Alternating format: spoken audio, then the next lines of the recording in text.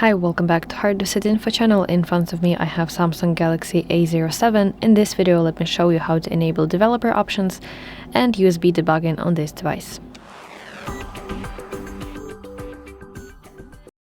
So first of all, let's open settings, and now let's scroll to the bottom until you see about phone section.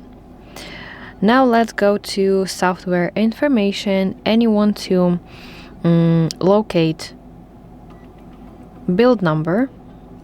Here it is, and you want to tap it rapidly 7 times like this until you see message on your screen, allow development settings, and let's tap OK button.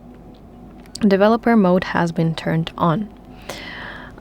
You might need to enter your PIN, pattern, or password additionally. And now let's go back to main settings screen, and you will now see developer options right here. Let's tap it, and let's find here option USB debugging. Let's enable it, tap OK button, and that is basically it. Thank you for watching. If you find this video helpful, please like it and subscribe to our channel to see more content like this.